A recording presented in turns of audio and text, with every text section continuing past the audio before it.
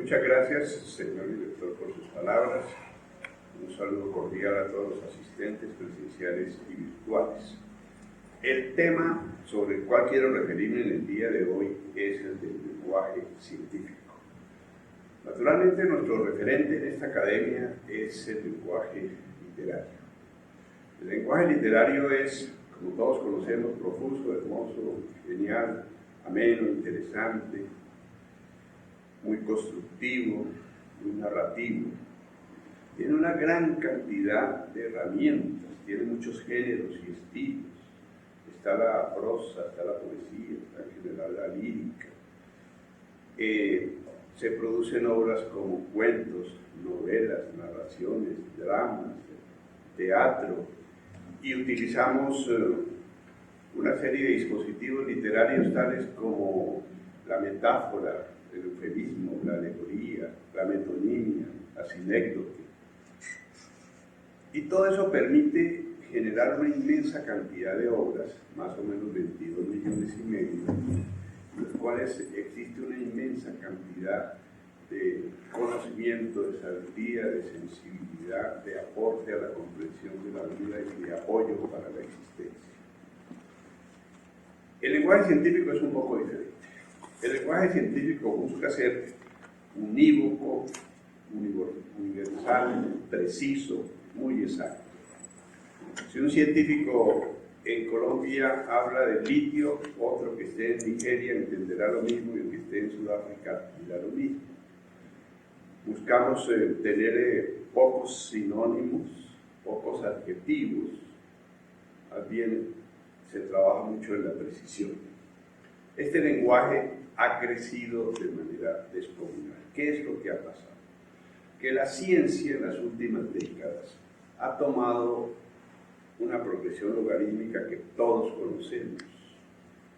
De eso quiero hablarles y mostrarles el gran problema que hoy en día en la comunicación de la ciencia y específicamente la necesidad del trabajo mancomunado de lingüistas y de científicos para que esto sea comprensible, para que tanto conocimiento de la ciencia tan importante nos permita a todos tener a nuestra disposición tanta sabiduría, tanta tecnología, pero que haya una comunicación que sea clara, coherente, lo cual es complejo en la ciencia. Entonces,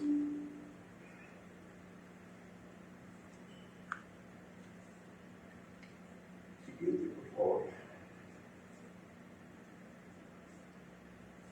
¿De dónde han surgido tantas palabras? Pues del conocimiento, de la necesidad de bautizar las cosas, y en la ciencia, especialmente de la necesidad de medir, de cuantificar. La ciencia se basa en las matemáticas, en la precisión y en la cuantificación. Ahora, ¿qué hacían los antiguos sin tener formas de medición muy exactas? Pues utilizaron el cuerpo humano. Dijeron, la distancia de aquí a allá son 20 pies, vamos pasando un pie delante del otro y eso nos va a dar una distancia precisa. Utilizaron las palmas, la distancia entre la muñeca y la punta del dedo central. O utilizaron también hasta la uña o la pulgada del pulgar para poder decir esto mide 10 pulgadas. O también utilizaron la medición corporal total. Si una persona, yo mido 1,80, si yo extiendo mis brazos de este extremo a este extremo, habrá también 1,80. Así que los albañiles y arquitectos antiguos se iban por todas partes haciendo eso, la medición. ¿Qué problema había? Obviamente que las dimensiones corporales son diferentes en las personas. Entonces, los pies, la medición de los pies en unos era 28, en otros era 29, en otros era 30 centímetros. Aún así, de esa manera se construyó el mundo, de una manera primitiva. Muy interesante, y se utilizó también, digamos, terminología como los granos, y muchas que tenían que ver con barriles, que además han ido desapareciendo y han ido cambiando. Todo esto hoy en día, pues nadie va a decir que el codo, desde el extremo del codo a la punta del dedo, entonces ya no estamos utilizando eso. Pero, repito, de ahí van surgiendo los niveles y las palabras de la comunicación científica. Siguiente. Y fue apareciendo el lenguaje de las matemáticas, los números. Los números fueron un avance fabuloso para la comprensión del mundo. Pudimos contar, pudimos numerar, pudimos ponernos de acuerdo, 6 es 6 en cualquier parte. Y fueron apareciendo denominaciones arábicas y románicas y signos que nos decían esto es mayor que lo otro, esto es menor, esto puede ser infinito. Esto utilizamos signos para las operaciones aritméticas primitivas y nos fuimos llenando de signos y de símbolos. Siguiente. Pero poco a poco se fueron poniendo de acuerdo los científicos, es decir, cada uno de los elementos de la ciencia debe tener un parámetro básico. Por ejemplo, el peso, dijeron, lo básico tiene que ser el kilo y ahí nos quedamos con que era el kilo. Entonces, en la potencia que se genera en todos los movimientos, se pusieron de acuerdo que estos eran los vatios. Entonces, poco a poco, se configuró una situación, entonces, de precisión, de conocimiento, de universalización. Y por supuesto, Pitágoras decía, el mundo está construido con leyes matemáticas, cosa que también dijeron los pintores cubistas. No puede desglosar una pintura en formas geométricas. Pero esto, pintar, dibujar, graficar las formas del mundo, fue una cosa extraordinaria. Porque encontramos entonces que hay círculos, encontramos que hay cuadrados, que hay pirámides, que hay muchas formas triangulares. Siguiente. Pero miren ustedes a dónde ha llegado la ciencia, yo quiero plantear esto. A uno le dicen que es un segundo y dice, un segundo es una cosa de un momento, o dice un segundo, 60 segundos, un minuto. Pero vean ustedes cómo se define a nivel científico un segundo. Un segundo es la duración de 9.192, 631, 770 oscilaciones de la radiación emitida en la transición entre los dos niveles hiperfinos del estado fundamental del isótopo 133 del átomo de cesio, 133 cesio, a una temperatura de 0 grados. A ver si para el parroquiano normal esto es manejable. Pero es que la ciencia va en esa precisión y todo lo que tenemos hoy en día, todos los avances que hay gracias a que esto se volvió extraordinariamente preciso, manejable, controlable, exacto. Siguiente. Voy a poner brevemente unos ejemplos de cómo ha crecido la ciencia, cómo ha crecido el conocimiento. Esta es una especie, la especie humana, que es descomunal, no tiene límites, sus aspiraciones son cósmicas. Realmente todo el tiempo descubre cosas y por lo tanto hay que bautizarlas. Antiguamente, en química, solo se admitía la existencia de 4 elementos, tierra, agua, aire y fuego. Pues eso no era tan complicado, en 4 palabras. Durante 2 milenios esto fue todo lo que se conoció en química en el mundo. Siguiente. Después aparecieron, durante varios siglos, especialmente en los últimos 5 siglos, algo que todo el mundo conoció y a veces sufrió en el bachillerato, que era la tabla periódica de los elementos, los 118 elementos básicos. Con 4 elementos ya podíamos, pero estamos hablando ya de los límites cerebrales humanos que son más bien estrechos frente a lo descomunal. Entonces mucha gente ya tenía problemas para aprenderse esto. Ahí la ayuda de los lingüistas fue clave para muchos estudiantes. El elemento americio, le decían a uno, eso se llama así en honor a América. Bueno. El elemento europio se llama así en honor a Europa. El elemento californio se llama así en honor a California. Eso nos iba aclarando, el berkelio en honor a Berkeley nos iba aclarando. El elemento eistenio en honor a Einstein. El elemento novelio en honor a... A ella se dio una conjugación del conocimiento de los lingüistas, que saben mucho de etimología, del origen de las palabras, y de los científicos que saben de precisión.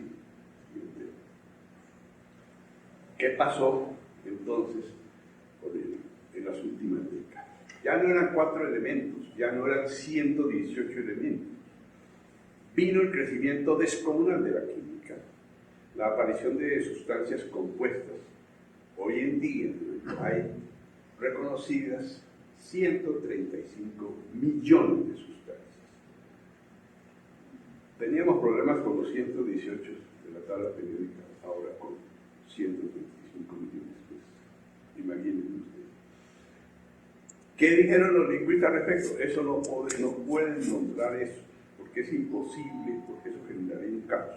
Tienen ustedes que acudir a la numeración, a la catalogación. Usemos los números. Siguiente. Y de esa manera, todos los 135 millones tienen números que lo identifican. Bueno, aquí hubo un aporte importante, pero también quiero mostrarles el problema. A nadie le dicen que estos números equivalen al agua, a no ser que esté manejando eso todos los días. Sí, para una persona corriente, le dicen identifique el agua, jamás lo va a identificar con estos números. Entonces tenemos ya un problema descomunal. 135 millones de sustancias compuestas, también de partes biológicas, numeradas. Pero esto sigue creciendo de una manera totalmente inatajable, logarítmica, al punto tal que en un día como hoy, 26 de junio del 2023, ingresarán 12.500 sustancias compuestas nuevas a la catalogación. Y eso en gran parte por la síntesis, por la química combinatoria, por la utilización de elementos digitales, que permiten entonces rápidamente tanta combinación, digamos, en pantalla. Algunos de estos son virtuales, por supuesto. Siguiendo. Bueno, eso en cuanto a la química. El otro ejemplo que quiero mencionar es la astrofísica, de cómo ha crecido la ciencia. Bueno, teníamos los planetas, bueno, así, 8, a fin de cuentas con nombres de la mitología griega. Pues no era tan difícil aprenderse los 8. Eran 9, degradaron a uno de ellos a Plutón, dijeron los astrónomos que se no daba para planetas y lo degradaron. No, creo que es 8, relativamente fácil. Siguiente. Los antiguos. Después de las 5:45 de la tarde, 6 de la tarde, se iba la luz. No había nada que hacer. Dormir, reproducirse o mirar las estrellas. Y entonces, a ojo simple, velado, como dicen los astrónomos, una persona puede identificar hasta 3.000 elementos cósmicos, y en eso se la pasaron los antiguos, buscando, claro, referentes de orientación.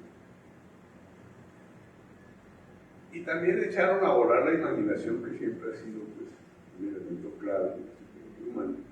Y comenzaron a decir, allá parece como un toro, aquí parecen unos gemelos, ahí parece como un pescado, aquí parece un cangrejo, y bautizaron. Entonces, las constelaciones tampoco eran muchas, pero les servían de referente, sobre todo para cosas como la navegación. Siguiente. Menciono aquí anecdóticamente una cosa que han hecho los astrónomos del lado oculto de la Luna. Bueno, ustedes saben la Luna es 81 veces más pequeña que la Tierra, está a 385.000 kilómetros. La Luna, aquí a la Tierra caen 2.000 meteoros por día, meteoritos, pero la atmósfera realmente los desintegra.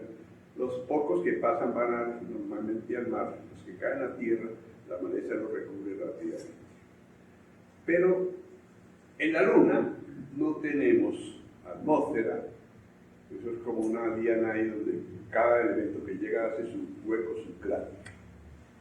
Identificaron los astrónomos 1.517 cráteres importantes y se les ocurrió bautizarlos con los nombres de los filósofos antiguos, que eran los científicos de antes, con el nombre de algunos astronautas ya fallecidos, algunos astrónomos ya fallecidos, y con el nombre de muchos premios Nobel de medicina, física y química. Así que, digamos, existe el cráter de Platón y algunas figuras muy representativas de la cultura. Eso sí, pusieron a a buen recaudo otras posibilidades y dijeron, no puede haber sino de este estilo, no puede haber deportistas, no puede haber artistas, no puede haber políticos. Imagínense ustedes los políticos poniendo tutelas para que su nombre figure y no nada de eso. Entonces, aquí esto permitió una identificación, un homenaje, pero yo lo menciono es porque así es la ciencia. 1517 nombres más, como si no tuviéramos pocos, como si no tuviéramos suficientes.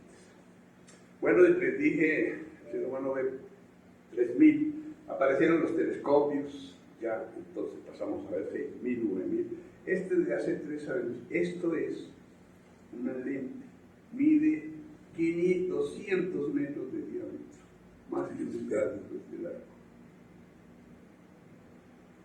Estos en China estaban funcionando hace 3 años y medio, y por lo tanto comenzaron a llegar información de miles y miles y decenas de miles, centenares de miles, millones de miles de astros.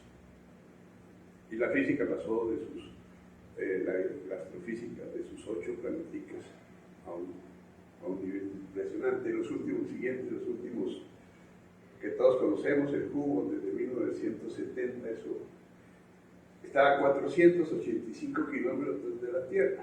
485 kilómetros, no tan lejos en términos cómicos. Pero el James Webb, que lo colocaron hace ya en funcionamiento 2 meses, está a 1,5 millones de kilómetros y manda más de 1 millón de datos por segundo. Miren ese crecimiento ya. Claro, el cosmos es descomunal, pero entonces entrar a alumbrar con capricho muchas veces siguiente. No se sabe cuántos astros están identificados. Asteroides, planetas, cometas, estrellas, galaxias, eso es una cosa. Esa nomenclatura ha causado todo tipo de dificultades. Hay astros que tienen 20 nombres diferentes, el mismo astro. Siguiente. Esto menciona la anécdota de la estrella. Lucy está a 54 años de la Tierra, es casi el tamaño de la Tierra. Como cosa especial, en la Tierra casi no hay diamantes, como cosa especial está llena de diamantes. Cuando apareció el nombre Lucy, entonces muchos nos preguntamos quién es Lucy, la astrónoma, la esposa del astrónomo, la amiga del astrónomo, la hija, ¿quién es? Y mucho tiempo después supimos que era que al astrónomo que le gustaban los Beatles. Hay una canción que se llama Lucy, Sky Diamonds, Sky with Diamonds, Lucy en el cielo con diamantes. Le digo, la pongo Lucy. Eso es como los padres, que le ponen al hijo el nombre que sea así, vaya a sufrirlo todavía. En eso hay. Pero entonces también ese caos hace que mucha gente no sepa mucho amor de qué se trata. Estamos hablando de la comunicación científica, de los problemas de crecimiento descomunal de la gran cantidad de nombres. Pasemos al otro extremo. Los físicos estudian el cosmos y estudian también lo ultramicroscópico. También les dio, necesitan, siguiente, bautizar el nombre de las partículas subatómicas, que según Richard Feynman deben ser alrededor de 400. Pero miren los nombres que le pusieron. Encanto. Eso no dice nada, pues encanto, sí, pues un encanto, todos sabemos lo que es un encanto, pero ya a nivel del átomo, extrañeza. Bueno, ahí hay gravitones, fotones, electrones más conocidos, protones, pero yo lo que estoy diciendo es que el lenguaje de la ciencia busca ser preciso, pero ha llegado a magnitudes inconcebibles. Siguiente. Mucha gente puso a estudiar la naturaleza y me paso a bautizarla. Entonces Linneo dijo, el mundo vegetal, mineral hay que dividirlo en familias, géneros, órdenes, especies, reinos. Aquí José Celestino Muti bautizó muchísimas de nuestras plantas. Charles Darwin, no se diga, también bautizó una inmensa cantidad de especies animales y minerales. Especies animales, hoy en día son 7 millones 120.000 especies diferentes. Imagínense el arrume de nombres, digamos, en nuestro lenguaje coloquial. 7 millones, solo una parte que se llama los animales. Cada uno con su nombre. Lo mismo en vegetales, que nadie sabe cuántos hay. Y entonces también son decenas, centenares de miles. Siguiente. Pues se han bautizado hasta tormentas y huracanes. Ahora comenzamos en 2 semanas temporada de huracanes del Caribe. Al comienzo no tenían sino nombre de mujeres, los huracanes y las tormentas, porque los hombres les parecía que las mujeres son como huracanadas y tormentosas. Las mujeres se pusieron muy bravas de que las trataran de esa manera y dijeron, no, señor, dejen esa vagabundería. Entonces dijeron que había que bautizarlos también con nombres de hombres. Siguiente. Y se pusieron de acuerdo, nos alternemos, Irma, José, María, y alternemos los nombres. Antes de que llegue, ya está bautizado el huracán, el ciclón. Pero también, repito, esto es una gran cantidad de nombres, hablando de cómo nos vamos llenando de nomenclaturas, sin signos, símbolos y nombres. Y resulta que el cerebro no es ilimitado. Ha sido muy estudiado dentro de su configuración macroscópica, sabemos dónde están las áreas de la pronunciación, de la comprensión, de Broca y Wernicke, que se reconocen como dos de estos colosos que fueron identificando la situación lingüística cerebral siguiente. Pero esto entonces, lo que va a lograr es un crecimiento increíble. Miren ustedes, en 1662 había 2 revistas científicas, una de filosofía y otra de ciencias naturales. A la fecha actual eso es incuantificable, porque incluso hay revistas que son muy locales, parroquiales, es decir, hay por ejemplo una revista de un hospital, propia del hospital. Entonces, esto creció de tal manera que hoy en día tenemos mucho de conocimiento oculto, porque ¿quién puede leer todo esto? ¿Quién puede leer esta producción? Cosa que yo ya mencionaba aquí, como hay de injusticia en el normalmente el premio Nobel de literatura, cuando anualmente aparecen más de 36.000 libros de literatura. ¿Quién se los ha leído? Entonces decimos, este es el mejor, no porque es el más famoso, el más difundido, tiene más dinero, pero nunca es exactamente el mejor. Hay gente que escribe muy, muy bien, pasa totalmente desapercibido. Ha servido mucho la presencia de grandes divulgadores de la ciencia. Carl Sagan, todo el mundo conoció, este fue el que metió a la humanidad en el rollo de que hay que mirar el cosmos y hay que fijarnos en eso. Michio Kaku, que es actualmente el japonés, este astrofísico japonés que divulga muchísimo, que puede ser el mejor de Graf, que es absolutamente extraordinario en su forma de comunicación, de Graf Tyson. Neil de Graf Tyson. ¿Qué nacionalidad tiene? Ellos traducen. Ellos son los que traducen, los que dan a entender. Siguiente. Aquí a nivel nacional, bueno, grandes divulgadores de aquí, Antonio Cacua Prada, el maestro Juan Mendoza, inolvidable, Mendoza Vega, doctor Fernández. Mucha gente se ocupa de traducir este patrimonio. O si no, el ciudadano de a pie no sabía de la existencia de la ciencia. Siguiente. Bueno, la tecnología ha ayudado muchísimo. Siguiente, por favor. Hay muchas bases de datos, lo que antes era acumulación de papel y papel, ahora ya está digitalizado en muchas partes. Siguiente. Hay identificadores. Uno no puede aprenderse el nombre de todas las plantas, pero simplemente hoy en día hay apps muy sencillas. Uno le toma la fotografía a la planta y le dice el nombre de la planta y sus características. Eso también ha sido un apoyo muy grande para poder comprender todo el conocimiento que hay. Y el siguiente, con tantos idiomas, pues, 7.000 que hay en el mundo, la comunicación es difícil. Es decir, para acabar de completar, que es tan compleja, también están los nombres locales, los de cada lengua. Siguiente. Y termino hablando del área de la medicina muy rápidamente.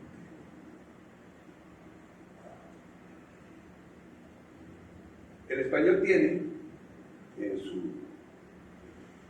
diccionario de la edición 23 de la Real Academia de la Lengua Española, contempla 93.111 lemas o vocablos o elementos de entrada al mundo lingüístico, pero en la medicina hay demasiados, cada vez hay un número mayor, hay más de 250.000. Pobre médico, a los 18 años ya con el códulo copado y le vendemos 250.000. Siguiente. Sirve, que es otra de las cosas que se está haciendo en la ciencia, contarle a la gente de dónde, cuándo surgieron las palabras, porque al saber uno cuándo surgieron, entiende uno la historia de la medicina. Esto es de Hipócrates. Si el Señor tuvo que bautizar metástasis, era porque ya estaba manejando pacientes con metástasis. Si tuvo que crear la palabra trombo, era porque ya estaba manejando ese problema. Entonces ahí uno ve también cuáles son las enfermedades que más han acompañado al ser humano a través del tiempo, y en todas. Entonces lo que buscamos es que el origen de las palabras, estos de Galeno, tuvo que bautizar esto, aneurisma porque tenía el problema, artritis porque era una enfermedad, asfixia, y también los movimientos del corazón, intuirlos y bautizarlos. Del francés hemos tomado palabras como chancro, gran mal, siguiente.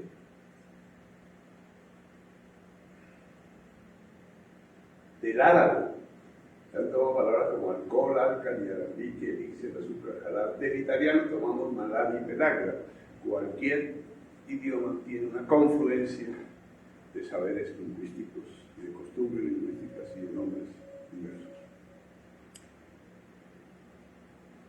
Del castellano tomamos dengue, pinta. Del singalés, beriberi. Del reino de Assam, Kalasar, que fue la primera vez donde apareció esta terrible enfermedad. Siguiente, todo esto hablando de las estrategias para que la gente entienda de dónde surgen las palabras. Y la etimología nos ha servido mucho. Hay una enfermedad que es la ascitis. Entonces se inflama el abdomen. ¿De dónde salió esa palabra? De ascitis, pero se refería, inicialmente, estos son odres de vino. Odres. Y es que encontraron que había una similitud entre estos artefactos y el abdomen de la persona que tenía ascitis. Pero al profesional hay que decirle estas cosas para que no esté hablando mecánicamente, para que entienda qué es lo que hay detrás de las palabras. Siguiente. Elefantiasis, pues a la gente se le tapona todo el sistema linfático y se le inflaman las piernas de esta manera. ¿Y de dónde salió elefantiasis? Pues es que los elefantes, de su manera normal, también pareciera que tuvieran las piernas inflamadas. Entonces a alguien se le ocurrió que podíamos hacer esa comparación. Siguiente. Lupus, enfermedad autoinmune terrible, pero lupus significa lobo. Y el que la bautizó también encontró similitud. Es decir, repito, se requiere que los científicos y los lingüistas tengan buena comunicación para que no haya tanto caos. Esto parece una torre de Babel de la ciencia. Es increíble lo complejo que son las revistas últimas de cada una de las áreas de la especialidad de conocimiento científico. Siguiente. Bueno, termino mencionando que, como saben, desde hace 32 años he venido manejando este diccionario, es de la lexicografía, pero no es un diccionario de la A a la Z. Yo siempre he sido muy... Es decir, claro, admiro los diccionarios y sé el trabajo que cuesta hacer los diccionarios, me ha tocado a mí eso decir, pero no son tan útiles en el sentido de que el diccionario sirve para una cosa específica, ir a consultar la palabra.